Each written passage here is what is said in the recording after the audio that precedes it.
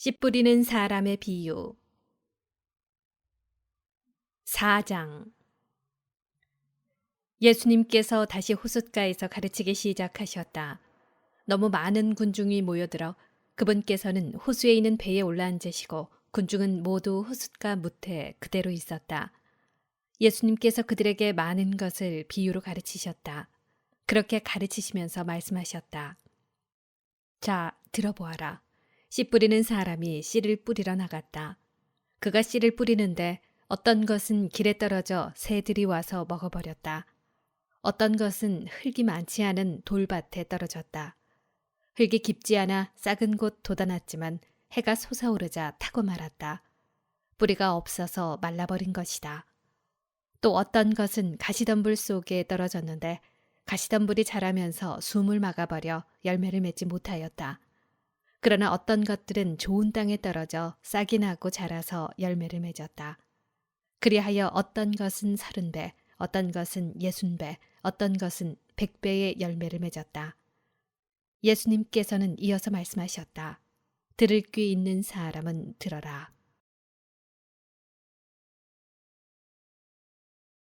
비유로 말씀하신 이유. 예수님께서 혼자 계실 때 그분 둘레에 있던 이들이 12제자와 함께 와서 비유들의 뜻을 물었다.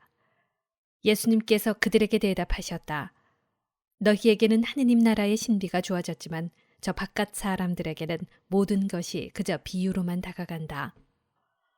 보고 또 보아도 알아보지 못하고 듣고 또 들어도 깨닫지 못하여 저들이 돌아와 용서받는 일이 없게 하려는 것이다.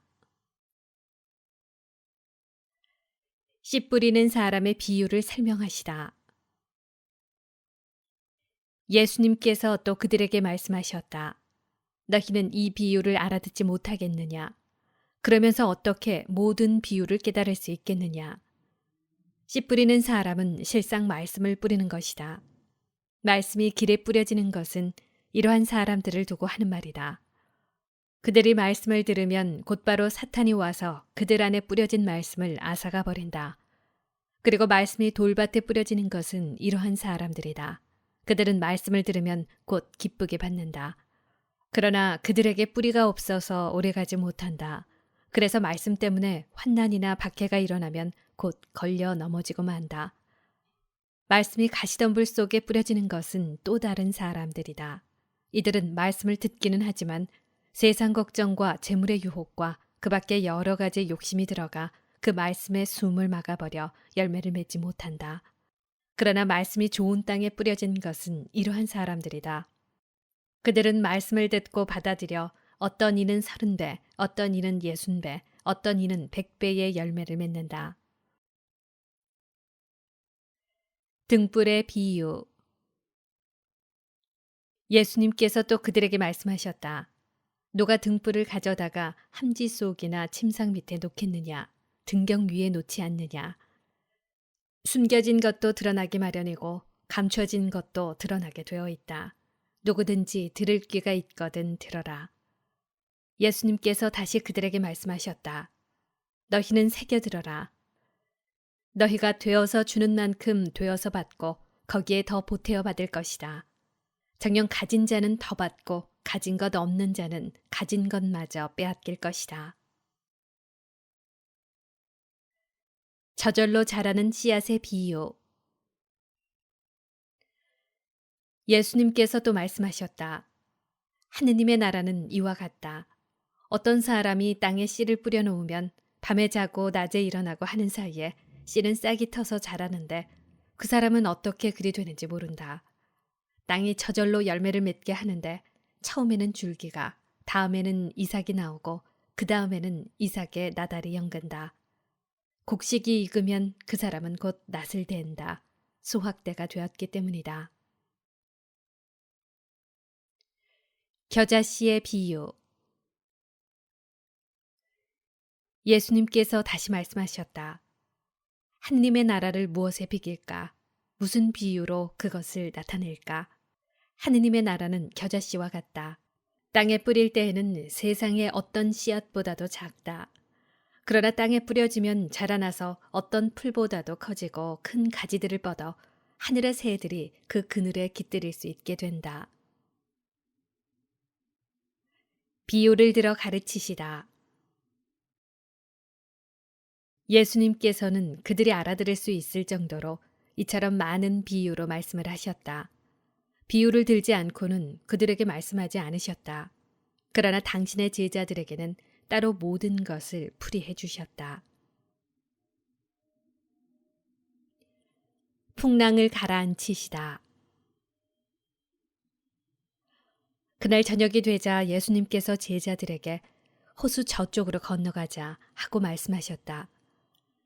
그래서 그들이 군중을 남겨둔 채 배 타고 계신 예수님을 그대로 모시고 갔는데 다른 배들도 그분을 뒤따랐다. 그때 거센 돌풍이 일어 물결이 배 안으로 들이쳐서 물이 배에 거의 가득 차게 되었다. 그런데도 예수님께서는 고물에서 베개를 베고 주무시고 계셨다. 제자들이 예수님을 깨우며 스승님, 저희가 죽게 되었는데도 걱정되지 않으십니까? 하고 말하였다. 그러자 예수님께서 깨어나시어 바람을 꾸짖으시고 호수더러 잠잠해져라, 조용히 하여라 하시니 바람이 멎고 아주 고요해졌다. 예수님께서는 그들에게 왜 겁을 내느냐, 아직도 믿음이 없느냐 하고 말씀하셨다. 그들은 큰 두려움에 사로잡혀 서로 말하였다. 도대체 이분이 누구시기에 바람과 호수까지 복종하는가? 마귀들과 돼지떼 5장. 그들은 호수 건너편 게라사인들의 지방으로 갔다. 예수님께서 배에서 내리시자마자 더러운 영이 들린 사람이 무덤에서 나와 그분께 마주왔다. 그는 무덤에서 살았는데 어느 누구도 더 이상 그를 쇠사슬로 묶어둘 수가 없었다. 이미 여러 번 족쇄와 쇠사슬로 묶어두었으나 그는 쇠사슬도 끊고 족쇄도 부수어버려 아무도 그를 휘어잡을 수가 없었다. 그는 밤낮으로 무덤과 산에서 소리를 지르고 돌로 제 몸을 치곤 하였다. 그는 멀리서 예수님을 보고 달려와 그 앞에 엎드려 절하며 큰 소리로 지극히 높으신 하느님의 아들 예수님, 당신께서 저와 무슨 상관이 있습니까? 하느님의 이름으로 당신께 말합니다. 저를 괴롭히지 말아 주십시오. 하고 외쳤다. 예수님께서 그에게 더러운 영아, 그 사람에게서 나가라 하고 말씀하셨기 때문이다. 예수님께서 그에게 내 이름이 무엇이냐 하고 물으시자 그가 제 이름은 군대입니다. 저희 수가 많기 때문입니다. 하고 대답하였다. 그러고 나서 예수님께 자기들을 그 지방 밖으로 쫓아내지 말아달라고 간곡히 청하였다. 마침 그곳 산 쪽에는 노하기 이르는 많은 돼지떼가 있었다. 그래서 더러운 영들이 예수님께 저희를 돼지들에게 보내시어 그 속으로 들어가게 해주십시오 하고 청하였다. 예수님께서 허락하시니 더러운 영들이 나와 돼지들 속으로 들어갔다. 그러자 2,000마리쯤 되는 돼지떼가 호수를 향해 비탈을 내리달려 호수에 빠져 죽고 말았다. 돼지를 치던 이들이 달아나 그 고을과 여러 촌락에 알렸다. 사람들은 무슨 일이 일어났는지 보려고 왔다. 그들은 예수님께 와서 마귀 들렸던 사람, 곧 군대라는 마귀가 들렸던 사람이 옷을 입고 제정신으로 앉아있는 것을 보고는 그만 겁이 났다. 그 일을 본 사람들이 마귀 들렸던 이와 돼지들에게 무슨 일이 일어났는지 그들에게 이야기해 주었다. 그러자 그들은 예수님께 저희 고장에서 떠나주십사고 청하기 시작하였다. 그리하여 예수님께서 배에 오르시자 마귀 들렸던 이가 예수님께 같이 있게 해주십사고 청하였다. 그러나 예수님께서는 허락하지 않으시고 그에게 말씀하셨다. 집으로 가족들에게 돌아가 주님께서 너에게 해주신 일과 자비를 베풀어 주신 일을 모두 알려라. 그래서 그는 물러가 예수님께서 자기에게 해주신 모든 일을 데카폴리스 지방에 선포하기 시작하였다. 그러자 사람들이 모두 놀랐다. 야이로의 딸을 살리시고 하혈하는 부인을 고치시다. 예수님께서 배를 타시고 다시 건너편으로 가시자 많은 군중이 그분께 모여들었다.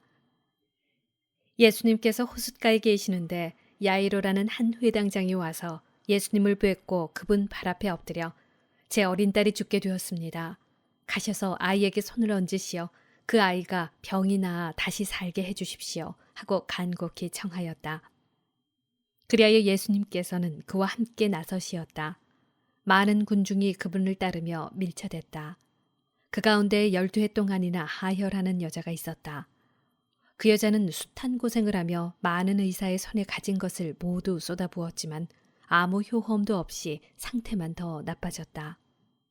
그가 예수님의 소문을 듣고 군중에 섞여 예수님 뒤로 가서 그분의 옷에 손을 대었다. 내가 저분의 옷에 손을 대기만 하여도 구원을 받겠지 하고 생각하였던 것이다. 과연 곧 출혈이 멈추고 병이 나은 것을 몸으로 느낄 수 있었다. 예수님께서는 곧 당신에게서 힘이 나간 것을 아시고 군중에게 돌아서시어 누가 내 옷에 손을 대었느냐 하고 물으셨다. 그러자 제자들이 예수님께 반문하였다. 보시다시피 군중이 스승님을 밀쳐대는데 누가 나에게 손을 대었느냐 하고 물으십니까? 그러나 예수님께서는 누가 그렇게 하였는지 보시려고 사방을 살피셨다. 그 부인은 자기에게 일어난 일을 알았기 때문에 두려워 떨며 나와서 예수님 앞에 엎드려 사실대로 다 아뢰었다. 그러자 예수님께서 그 여자에게 이르셨다. 딸아, 내 믿음이 너를 구원하였다. 평안히 가거라. 그리고 병에서 벗어나 건강해져라. 예수님께서 아직 말씀하고 계실 때에 회당장의 집에서 사람들이 와서는 따님이 죽었습니다. 그러니 이제 스승님을 수고롭게 할 필요가 어디 있겠습니까? 하고 말하였다. 예수님께서는 그들이 말하는 것을 곁에서 들으시고 회당장에게 말씀하셨다. 두려워하지 말고 믿기만 하여라. 그리고 베드로와 야고보와 야고보의 동생 요한 외에는 아무도 당신을 따라오지 못하게 하셨다. 그들이 회당장의 집에 이르렀다. 예수님께서는 소란한 광경과 사람들이 큰 소리로 울며 단식하는 것을 보시고 안으로 들어가셔서 그들에게 어찌하여 소란을 피우며 울고 있느냐? 저 아이는 죽은 것이 아니라 자고 있다 하고 말씀하셨다. 그들은 예수님을 비웃었다. 예수님께서는 그들을 다 내쫓으신 다음 아이 아버지와 어머니와 당신의 일행만 데리고 아이가 있는 곳으로 들어가셨다. 그리고 아이의 손을 잡으시고 말씀하셨다. 탈리타쿰. 이는 번역하면 소녀야, 내가 너에게 말한다. 일어나라 는 뜻이다. 그러자 소녀가 곧바로 일어서서 걸어다녔다. 소녀의 나이는 12살이었다. 사람들은 몹시 놀라 넋을 잃었다. 예수님께서는 아무에게도 이 일을 알리지 말라고 그들에게 거듭 분부하시고 나서 소녀에게 먹을 것을 주라고 이르셨다. 나자렛에서 무시를 당하시다. 6장. 예수님께서 그곳을 떠나 고향으로 가셨는데 제자들도 그분을 따라갔다. 안식일이 되자 예수님께서는 회당에서 가르치기 시작하셨다. 많은 이가 듣고는 놀라서 이렇게 말하였다.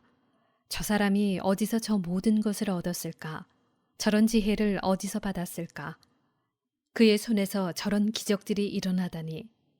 저 사람은 묵수로서 마리아의 아들이며 야고보, 요세, 유다, 시몬과 형제간이 아닌가? 그의 누이들도 우리와 함께 여기에 살고 있지 않는가? 그러면서 그들은 그분을 못마땅하게 여겼다. 그러자 예수님께서 그들에게 이르셨다. 예언자는 어디에서나 존경받지만 고향과 친척과 집안에서만은 존경받지 못한다. 그리하여 예수님께서는 그곳에서 몇몇 병자에게 손을 얹어서 병을 고쳐주시는 것밖에는 아무런 기적도 일으키실 수 없었다. 그리고 그들이 믿지 않는 것에 놀라셨다. 예수님께서는 여러 마을을 두루 돌아다니며 가르치셨다. 12 제자를 파견하시다. 그리고 12 제자를 부르시어 더러운 영들에 대한 권한을 주시고 둘씩 짝지어 파견하기 시작하셨다. 그러면서 길을 떠날 때에 지팡이 외에는 아무것도, 빵도 여행 보따리도 전대의 돈도 가져가지 말라고 명령하시고 신발은 신되 옷도 2벌은 껴입지 말라고 이르셨다. 그리고 그들에게 말씀하셨다. 어디에서나 어떤 집에 들어가거든 그 고장을 떠날 때까지 그 집에 머물러라. 또한 어느 곳이든 너희를 받아들이지 않고 너희 말도 듣지 않으면 그곳을 떠날 때에 그들에게 보이는 증거로 너희 발밑의 먼지를 털어버려라. 그리하여 제자들은 떠나가서 회개하라고 선포하였다. 그리고 많은 마귀를 쫓아내고 많은 병자에게 기름을 부어 병을 고쳐주었다. 헤로데가 예수님의 소문을 듣다. 예수님의 이름이 널리 알려져 마침내 헤로데 임금도 소문을 듣게 되었다. 사람들은 세례자 요한이 죽은 이들 가운데에서 되살아난 것이다. 그러니 그에게서 그런 기적의 힘이 일어나지 하고 말하였다. 그러나 어떤 이들은 그는 엘리야다 하는가 하면 또 어떤 이들은 옛 예언자들과 같은 예언자다 하였다. 헤로데는 이러한 소문을 듣고 내가 목을 벤 그 요한이 되살아났구나 하고 말하였다. 세례자 요한의 죽음. 이 헤로데는 사람을 보내어 요한을 붙잡아 감옥에 묶어둔 일이 있었다. 그의 동생 필리포스의 아내 헤로디아 때문이었는데 헤로데가 이 여자와 혼인하였던 것이다. 그래서 요한은 헤로데에게 동생의 아내를 차지하는 것은 옳지 않습니다 하고 여러 차례 말하였다. 헤로디아는 요한에게 앙심을 품고 그를 죽이려고 하였으나 뜻을 이루지 못하였다. 헤로데가 요한을 의롭고 거룩한 사람으로 알고 그를 두려워하며 보호해 주었을 뿐만 아니라 그의 말을 들을 때에 몹시 당황해하면서도 기꺼이 듣곤 하였기 때문이다. 그런데 좋은 기회가 왔다. 헤로데가 자기 생일에 고관들과 무관들과 갈릴리아의 유지들을 청하여 잔치를 베풀었다. 그 자리에 헤로디아의 딸이 들어가 춤을 추어 헤로데와 그의 손님들을 즐겁게 하였다. 그래서 임금은 그 소녀에게 무엇이든 원하는 것을 나에게 청하여라. 너에게 주겠다. 하고 말할 뿐만 아니라 내가 청하는 것은 무엇이든 내 왕국의 절반이라도 너에게 주겠다. 하고 굳게 맹세까지 하였다. 소녀가 나가서 자기 어머니에게 무엇을 청할까요? 하자 그 여자는 세례자 요한의 머리를 요구하여라. 하고 일렀다. 소녀는 곧 서둘러 임금에게 가서 당장 세례자 요한의 머리를 쟁반에 담아 저에게 주시기를 바랍니다. 하고 청하였다. 임금은 몹시 괴로웠지만 맹세까지 하였고 또 손님들 앞이라 그의 청을 물리치고 싶지 않았다. 그래서 임금은 곧 경비병을 보내며 요한의 머리를 가져오라고 명령하였다. 경비병이 물러가 감옥에서 요한의 목을 베어 머리를 쟁반에 담아다가 소녀에게 주자 소녀는 그것을 자기 어머니에게 주었다. 그 뒤에 요한의 제자들이 소문을 듣고 가서 그의 죽음을 거두어 무덤에 모셨다. 5,000명을 먹이시다. 사도들이 예수님께 모여와 자기들이 한 일과 가르친 것을 다 보고하였다. 그러자 예수님께서 그들에게 너희는 따로 외딴 곳으로 가서 좀 쉬어라 하고 말씀하셨다. 오고 가는 사람들이 너무 많아 음식을 먹을 겨를조차 없었던 것이다. 그래서 그들은 따로 배를 타고 외딴 곳으로 떠나갔다. 그러자 많은 사람이 그들이 떠나는 것을 보고 모든 고을에서 나와 용로로 함께 달려가 그들보다 먼저 그곳에 다다랐다. 예수님께서는 배에서 내리시어 많은 군중을 보시고 가엾은 마음이 드셨다. 그들이 목자 없는 양들 같았기 때문이다. 그래서 그들에게 많은 것을 가르쳐주기 시작하셨다. 어느덧 늦은 시간이 되자 제자들이 예수님께 다가와 말하였다. 여기는 외딴 곳이고 시간도 이미 늦었습니다. 그러니 저들을 돌려보내시어 주변 촌락이나 마을로 가서 스스로 먹을 것을 사게 하십시오. 예수님께서 너희가 그들에게 먹을 것을 주어라 하고 이르시니 제자들은 그러면 저희가 가서 빵을 200데나리오너치나 사다가 그들을 먹이라는 말씀입니까? 하고 물었다. 예수님께서 그들에게 너희에게 빵이 몇 개나 있느냐 가서 보아라 하고 이르셨다. 그들이 알아보고서 빵 5개 그리고 물고기 2마리가 있습니다 하고 대답하였다. 예수님께서는 제자들에게 명령하시어 모두 푸른 풀밭에 한 무리씩 올려 자리 잡게 하셨다. 그래서 사람들은 100명씩 또는 50명씩 떼를 지어 자리를 잡았다. 예수님께서는 빵 5개와 물고기 2마리를 손에 들고 하늘을 우러러 찬미를 들이신 다음 빵을 떼어 제자들에게 주시며 사람들에게 나누어 주도록 하셨다. 물고기 2마리도 모든 사람에게 나누어 주셨다. 사람들은 모두 배불리 먹었다. 그리고 남은 빵 조각과 물고기를 모으니 12광주리에 가득 찼다. 빵을 먹은 사람은 장정만도 5,000명이었다. 무리를 걸으시다. 예수님께서는 곧 제자들을 재촉하시어 배를 타고 건너편 벳사이다로 먼저 가게 하시고 그동안에 당신께서는 군중을 돌려보내셨다. 그들과 작별하신 뒤에 예수님께서는 기도하시려고 산에 가셨다. 저녁이 되었을 때 배는 호수 한가운데에 있었고 예수님께서는 혼자 무태 계셨다. 마침 맞바람이 불어 노를 젓느라고 애를 쓰는 제자들을 보시고 예수님께서는 새벽녘에 호수 위를 걸으시어 그들 쪽으로 가셨다. 그분께서는 그들 곁을 지나가려고 하셨다. 제자들은 예수님께서 호수 위를 걸으시는 것을 보고 유령인 줄로 생각하여 비명을 질렀다. 모두 그분을 보고 겁에 질렸던 것이다. 예수님께서는 곧 그들에게 말씀하셨다. 용기를 내어라. 나다. 두려워하지 마라. 그러고 나서 그들이 탄 배에 오르시니 바람이 멎었다. 그들은 너무 놀라 넋을 잃었다. 그들은 빵의 기적을 깨닫지 못하고 오히려 마음이 완고해졌던 것이다. 겟네사렛에서 병자들을 고치시다. 그들은 호수를 건너 겟네사렛 땅에 이르러 배를 대었다.